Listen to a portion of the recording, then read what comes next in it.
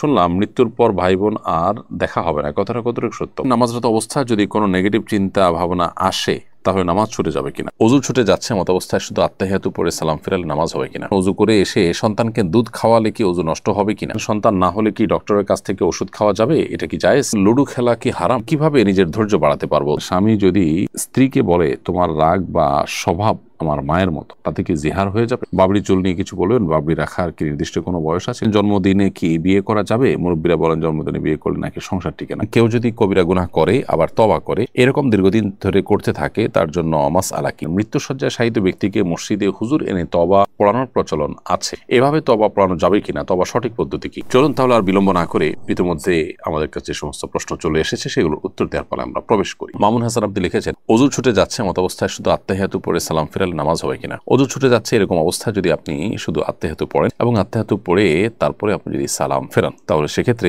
নামাজ হয়ে যাবে। কারণ দুরুদ এবং দোয়া মাসুরা বিশুদ্ধ মত অনুযায়ী এটা ওয়াজিব নয়, যার কারণে আত্তাহিয়াতু পড়ে আপনি সালাম ফিরে তারপরে আপনার প্রয়োজন আপনি পূরণ করলেন, সেটি জায়েজ আছে। মাই ড্রিম আইডি থেকে আপনি লিখেছেন, অজু করে এসে সন্তানকে দুধ খাওয়ালে কি অজু নষ্ট হবে কিনা? অজু দুধ পান করানোর কারণে নষ্ট হবে না, কারণ অজু ভঙ্গের বিষয়টি আমাদের শরীর থেকে পবিত্র কোনো বিষয় বের হওয়ার সাথে সম্পৃক্ত। তো মা যখন সন্তানকে দুধ খাওয়ান তখন সেই দুধটা কোনো নাপাক কোনো বিষয় না, বিধায় এ দুধ শরীর থেকে নির্গত হলো, সন্তান পান করলো, তার ফলে মায়ের অজু নষ্ট হওয়ার কোনো কারণ নেই। এস বাইজিদ এসকে আপনি লিখেছেন, যে ব্যক্তি দাড়ি রাখে না তাকে কি সালাম দেওয়া যাবে? দেখুন, যিনি দাড়ি রাখেন না তাকে সালাম দিতে কোনো অসুবিধা নেই। শরীয়ত আমাদেরকে বলে না যে দাড়ি বিশিষ্ট লোকদেরকে দেখে দেখে সালাম দাও। নবী সাল্লাল্লাহু আলাইহি ওয়াসাল্লাম বলেছেন, তুমি সালাম দাও যাকে চিনে তাকে, যাকে চেনো না তাকেও। এই জন্য সালাম আমরা সবাইকে দেওয়ার চেষ্টা করবো ইনশাআল্লাহ, যদি তিনি মুসলিম বলে মনে হয়। হ্যাঁ, কেউ মুসলিম অমুসলিম সন্দেহ হলো, মুসলিম জনপদে অবশ্য বেশিরভাগ মানুষ মুসলিম, যেখানে সেখানে আপনার সন্দেহ করার দরকার নেই। যেখানে অমুসলিম প্রধান সেখানে অবশ্য মুসলিম হওয়ার কোনো আলামত না থাকলে আপনি সালাম দেওয়া থেকে বিরত থাকবেন। এরপরে জাহানারা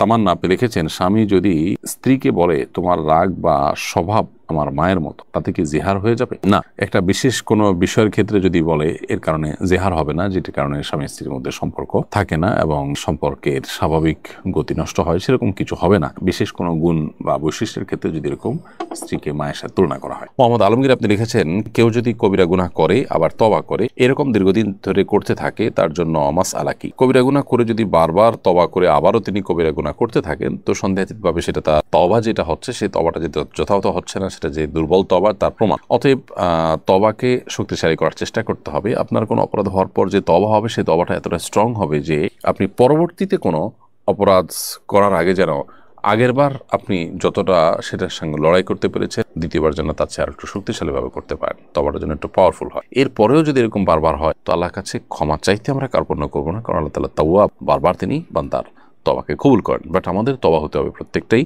আগেরটার তুলনায় শক্তিশালী। মারিয়া ইসলাম আপনি লিখেছেন, সন্তান না হলে কি ডক্টরের কাছ থেকে ওষুধ খাওয়া যাবে? এটা কি জায়েজ? অবশ্যই সন্তান হওয়ার জন্য কোনো ঔষধ, কোনো চিকিৎসা আপনি সেবা গ্রহণ করতে পারেন, যদি শরিয়ার কোনো সীমা লঙ্ঘন হওয়ার মতো বিষয় সেখানে না থাকে, কোনো অসুবিধা নেই। তানহা তাবাসসুম লিখেছেন, লুডো খেলা কি হারাম? সরাসরি হারাম বলা হয়তো কঠিন হবে, কিন্তু মাকরুহ তাহরিমি থেকে অবশ্যই খারি না। একে তো অনর্থক কাজ, দ্বিতীয়ত যে সমস্ত খেলাধুলা শারীরিক কোনো কসরত নাই, এই সমস্ত খেলাধুলা আসলে কোনো মানুষের রিফ্রেশমেন্টও হয় না, মানুষ আরো বোর ফিল করে। সব মিলিয়ে শরিয়া যে সমস্ত খেলাকে অনুমোদন করেছে সেগুলোতে শারীরিক কসরত আছে, এটা তার মধ্যে পড়ে না, বিধায় দাবা ইত্যাদি সম্পর্কে শরীয়তে পরিষ্কারভাবে নিষেধাজ্ঞা আছে, এটা সেই ক্যাটাগরি খেলা হওয়ার কারণে এটাও নিষিদ্ধের আওতায় পড়বে এবং একজন মুসলমান সময় কাটানোর উদ্দেশ্যেও এটি করা উচিত হবে না। মোহাম্মদ বাবলু মিয়া আপনি লিখেছেন, হিংসা কিভাবে ছেড়ে দিব? যার ভেতরে বিন্দু পরিমাণ হিংসা রয়েছে সে তো জান্নাতে প্রবেশ করতে পারবে না, সুতরাং হিংসা কিভাবে ছাড়া যায়? ভাই বাবলু মিয়া, হিংসা ছাড়ার জন্য যার প্রতি হিংসা হয় তার জন্য আপনি দোয়া করবেন, দেখবেন আপনার হিংসা কমে যাবে। আবার আল্লাহ রাব্বুল কাছে পানা চাইবেন, আল্লাহ যেন অন্তরকে,